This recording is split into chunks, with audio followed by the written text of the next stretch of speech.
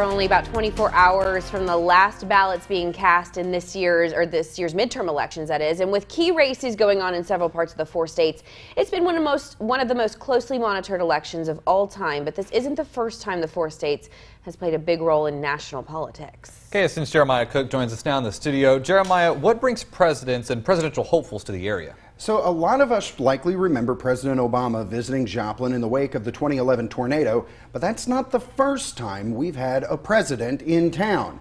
In fact, both President George H.W. Bush and George W. Bush made stops in Joplin, and even one of our more famous presidents years before he took office. And that story begins with a young man who was going to high school in Nevada at the time. That would have been September of 1954.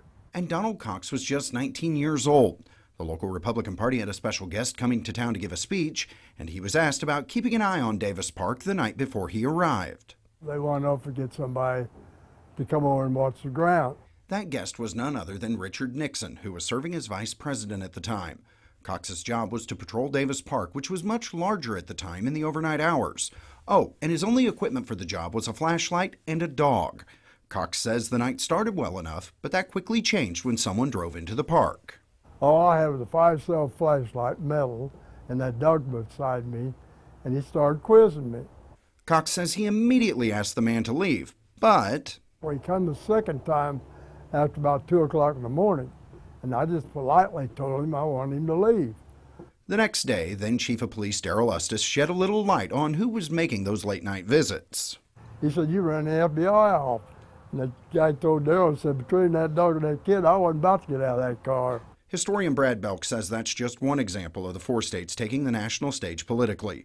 And while most stories aren't quite that colorful, Belk says they've almost always been a big draw. Senator Kennedy from Massachusetts paid us a visit. 15,000 people came out to see him at the airport, the old terminal area, and he delighted the crowd, and it was reported that even some people fainted. Belk says about a month later, Kennedy was elected president.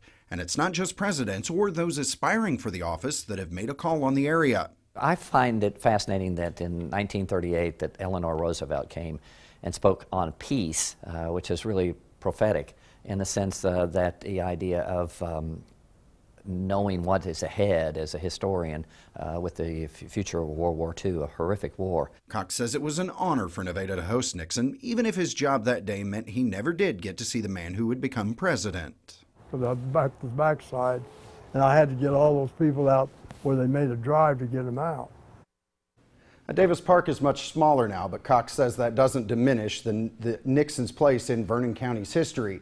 In fact, he's hoping that one day there will be a permanent marker in the park commemorating Nixon's stop. Now, coming up tonight at 10, we'll introduce you to a man who actually began his career as a high school teacher in Southeast Kansas before making a run for the presidency and becoming a key figure in World War II. Wow.